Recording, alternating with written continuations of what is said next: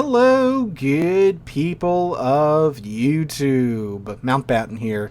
And today we have a new DevBlog going over some pretty big and in some cases quite surprising buffs. So this is mostly a buff DevBlog. There are a couple of nerfs here and there throughout it, and we'll get to that when we get to that. But if you wish to read along as I read aloud, there's a link to this in the description down below. I will be posting any relevant images or artwork up on the screen as we get to them. So let's go ahead and get on into it. Well, one last thing, if you do find this video helpful, informational, or entertaining, please make sure to drop a like, leave a comment, subscribe to the channel.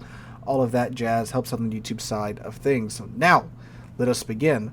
So the DevBlog states closed test 13.7 changes to test ships. Based on the testing results, we're applying changes to Xinjiang 14, that's the Pan-Asian submarine, Volunteer State, and Tennessee, two testing versions of the Tennessee, Ipiranga, Los Andes, Libertad, Comodoro, and Commander Joaquim Marquez Lisboa, Victoria, and Hilderbrand. So a bunch of the Pan American battleships that are in testing for our next tech line, the unique Pan American Commander, the Spanish battleship Victoria, and the German hybrid monstrosity known as the Hilderbrand. Alright, so starting off, Pan-Asian submarine Xinjiang 14, Tier 6 sub. The sonar range has been increased from 7 to 9 kilometers, and the acoustic homing torpedo range from 7 to 9 as well. I believe this ship is coming out, what was it, the anniversary, I believe, event. You can get this ship in that in some way, shape, or form, I think, as part of the rewards for that. And I believe you can also buy it outright. I don't have too much interest in it. Submarine gameplay is pretty boring to me if it isn't something like the I-56 with a deck-mounted gun. So, yeah, but again, it is a buff nonetheless. Some interesting changes to the American battleship Volunteer State and Tennessee. Again, these are two of the same ship. I believe they are just testing out two different versions of it. So, sadly, this is a nerf. Main battery accuracy reduced. It will now be similar to that found on most large cruisers and battle cruisers of their tier, such as Constellation, Champagne, and Borodino. Now, before, the accuracy was, I believe, cruiser accuracy, which is absolutely insane on a ship with 12 14-inch guns. Like, yeah, those aren't exactly large guns by Tier 8 standards, but when you have cruiser dispersion on them, that is absolutely goofy. And I figured this is going to happen because, if you're drilling targets with 12 14-inch guns, that's going to do some damage.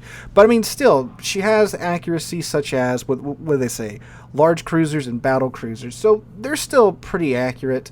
The Champagne, though, I've never really had too much success with her guns. It might just be me. The Champagne might just hate me, but I've never found her main battery guns that accurate. The Constellation and the Borodino, on the other hand, are quite good. And both the Constellation and the Borodino, keep in mind the Borodino only has 6 guns, the Constellation only has 8 guns, and the Tennessee has 12 guns. So that is still quite good for a battleship. So it still sounded like a pretty good ship overall, and I'm still very, very interested in it. It's an actual good California, if you will. Okay, so the Pan American battleship Ipiranga, Tier 8. Main battery turret traverse time reduced from 45 to 30 seconds. And then they started cranking down the maneuverability, or I should say cranking up the maneuverability. So the turning circle radius has been reduced from 920 to 820 meters. And then the stock rudder shift time was increased from 15.7 to 16.9 seconds. It's a long rudder shift time, but here's the kicker. The researchable rudder, my God, it's now an 11.1 second rudder shift time, which is obscene for a battleship. The Vanguard, for example, has a 10-second rudder shift time, and that is a crazily maneuverable battleship because of that. So an 11.1 second rudder shift time, while, yeah, a second longer, that is still crazy. And it gets crazier as we go down. So the Los Andes, the Tier 9 Pan American battleship, so her stock hull HP was reduced from 71,100 to 65,800, and the researchable hull HP was reduced from 79,400 to 71,100. but the turret traverse time was increased from 36 seconds to 30 seconds. Oh, sorry, the speed was increased. The traverse time was reduced. So a 6-second buff to her turret rotation time. That's pretty good. And yet again, a massive maneuverability buff. So the turning circled radius was reduced from 960 meters to 860 meters. The rudder shift time was increased of the stock rudder from 17 to 18.4 seconds, and then the researchable rudder was reduced from 17 to 13 seconds. So while it's not the 11.1 second rudder shift time of the Tier 8, that is still, again, a crazy fast rudder shift time. And keep in mind, this is a Tier 9 battleship with a 13-second rudder shift time. And this is a dreadnought, a super dreadnought style battleship, fellas. This isn't like a fast battleship or anything. Like, these things are bricks. Yet we can have rudders that shift in 13 seconds. That is crazy. That's great for a brawling battleship too. Because, being able to get around, get your turrets on target and outmaneuver the other guy, that's such a big part of close-in brawling, So the fact that they're giving these ships this rudder shift time is pretty exciting. Now, it is coming at a cost of survivability. 71,000 hit points on the Los Andes for a Tier 9 battleship is not a lot, but they are pretty well armored too from what we've seen so far. Speaking of armor, the Tier 10, the Libertad and the Comodoro, however you say that. So they say, we've made several changes to the armoring of the ships to increase their survivability and reduce the chance of the ships being citadeled via the bow and the stern. And get ready for these buffs. These are some huge internal armor buffs. So the athwart ship's transverse bulkhead upper front casemate armor plate thickness has been increased from 51 to 152 meters. That's number 3 on the diagram on screen. The athwart ship's transverse bulkhead lower casemate armor plate thickness increased from 51 to 305 millimeters. That's number 2 on the diagram. The athwart ship's transverse bulkhead citadel armor plate thickness increased from 102 to 305 millimeters. That's number 1 on the diagram on screen. So, yeah, and keep in mind, these battleships still have 32 millimeters of bow armor. But now they have this giant middle finger internally to just tell those large, 18.1 inch and above shells to go screw off.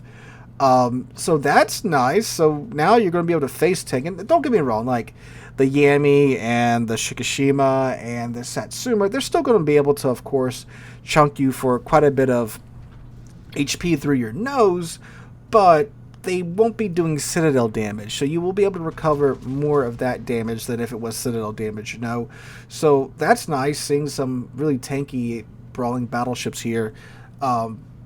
So yeah, that's cool. These ships, I've seen a couple of them in game. They seem to be pretty cool. They're basically a line of giant Atlanticos, and I really do like the Atlantico. So having more of that is good, and I'm hotly anticipating their release later on this year. But they're not done with the buffs to the Libertad and the Commodore just yet. So the turrets also get the 30-second turret rotation speed of the Tier 9, and the turning circle radius was also reduced by about 110 meters from 1,020 meters to 910 meters. It's still a pretty big turning circle radius, right? Like, it's still 900 meters, but it's tighter than it was. And her rudder shift got a huge buff from 17.6 seconds to 13.6 seconds. So that is, again, very nice. And then that unique commander that I was already so excited for because of his talents, he's getting a buff to his talents. So his relentless firing talent, which is the buff to his secondary battery reload time, it's going from 15% to 22.5%. That is lovely. I love secondaries, and I love when they fire as fast as, faster than humanly possible, especially if you have Lucians with his talent, when his talent gets popped, and then you have adrenaline rush going. So that is great, in my opinion. So again, these guys look like to be some really nasty secondary brawling battleships. Of course, the high tier meta isn't really fantastic for that right now, but I'll take it, and I can't wait to get my hands on them. Alright, so we have some additional news and one last set of buffs here in a second. But the Victoria, we finally have an update on her. So the Victoria is a Spanish battleship. She was announced a very long time ago, but we haven't really heard too much about her. However, now we have a little bit more information. So on the Victoria, the DevBlog says, as you may remember, we considered several concepts for the new Spanish battleship Victoria. Upon receiving highly positive feedback from our testers, we are happy to announce that the current concept of Victoria will be the one chosen for the ship. You can read more about this concept in our previous devblog, and they link it here. At the same time, we will continue working on fine-tuning this concept to a balanced state until the release of the ship. As part of that process, the following changes will be applied to the ship. So the burst fire and modified shells, alternative firing mode, reload time was increased from 45 to 53 seconds. Yes, this is a Spanish battleship, that has a burst fire mode. It's a, what is the ship that just got released that I cannot think the name of, the secondary Spanish battleship that just came out not that long ago. It's that, but main battery gun focused. And then the main battery reload booster consumable, the cooldown time was increased from 150 to 300 seconds. So again, this is a battleship that has a burst fire mode, right? So that's a little crazy, you know? So it's understandable that they aren't going full tilt. That they're adding some, big trade-offs, I should say, for the usage of that burst fire mode. The Sicilia. It's the Sicilia. That's what it is. It's the Sicilia, but not Italian, Spanish, and main battery focused. So, again, you can check out the devblog and follow the link to the other devblog to see the details about the Victoria. We've talked about her already, so we're going to move on to our last topic, the Hilderbrand, the very first Tier 10 German large cruiser that's a hybrid ship. But she's getting some interesting buffs. So she has quad turrets with the Aegir's guns in them, alright? If you're wondering what she is, and a flight deck. So her main battery reload time has been reduced from 17 to 15 seconds. The turret traverse time has been reduced from 30 to 25 seconds. That's very nice changes right there. The maximum AP shell damage has been increased from 9100 to 9500 damage, so a buff to her DPM. And, well, the planes have been mixed up a little bit. They are getting some nerfs. So they're being changed from the BF-110C6 to the TA-152C1/R14. They say this aircraft is similar to researchable torpedo bombers found on Manfred von Richthofen, and as a result, aircraft parameters have been changed. The HP was increased from 1570 to 1710. The cruise speed was increased from 149 to 174 knots. The maximum speed has been increased from 189 to 214 knots, and the torpedoes have also been changed. Their maximum damage has been increased from 4,067 to 4,533, and the speed was increased of the torpedoes from 52 to 55 knots. The range was increased from 2.5 to 3 kilometers as well, but the arming distance was also increased from 489 to 591 meters, and the repair party has been buffed from the planes from 5 to 7 seconds. So some pretty big buffs for the Hilderbrand. Again, I still would have rathered having a gear with another turret bolted onto it. Hopefully we'll get something like that after the Hilderbrand comes out, but either way, those are some pretty big buffs to the Hilderbrand. So overall, again, I'm super hyped for the Pan-American Battleship line. I cannot wait for them to go live on the server. Tennessee still looks really good even after the changes. I'm still excited for her. And like I said, Hilderbrand, not the Tier 10 German battle cruiser, large cruiser, again, whatever you want to call it, that I wanted. I'm sure that many of you wanted, but got some nice buffs overall there.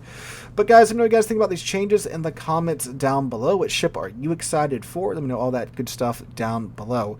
Hope you guys are having a wonderful Friday. I will be live streaming here on the channel tonight. I will try to, do my best with what my ISP is handing out, but we shall see how it goes.